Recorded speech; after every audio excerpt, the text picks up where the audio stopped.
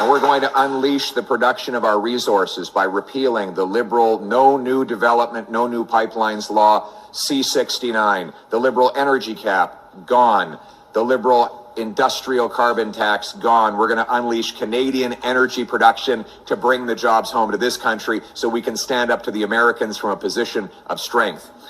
Over.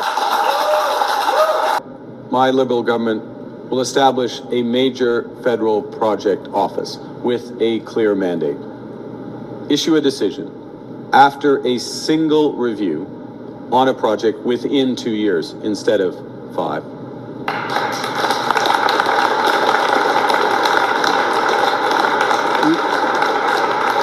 After the lost Liberal decade, Indigenous rights have been trampled by this Liberal government. Liberals blocked the Northern Gateway pipeline with Mark Carney's vocal, on-the-record opposition to that pipeline, even though 80% of First Nations people along the path supported the pipeline.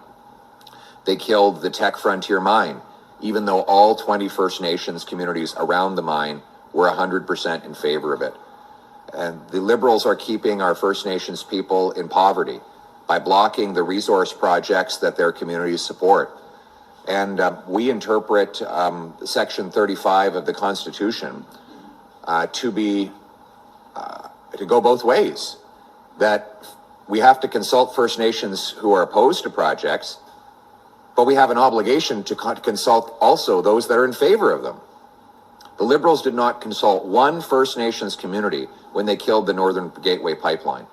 And the result is that the 500,000 barrels of oil that we could have been sending to Asia at world prices every day are now going to the Americans at enormous price discounts. And make no mistake, it's the same Liberal MPs, same Liberal ministers, same Liberal strategists with the same Liberal policy. And Mark Carney testified against the Northern Gateway pipeline. So let's not, because he has a banker's haircut and he wears a normal pair of navy blue socks, don't think his position on these issues is any different than Trudeau. He supports C-69, which means there will not be another pipeline or LNG plant ever built again in this country. He supports the energy cap, which applies to Canadian energy but not American energy. He supports an industrial carbon tax, which will make major projects impossible to go ahead.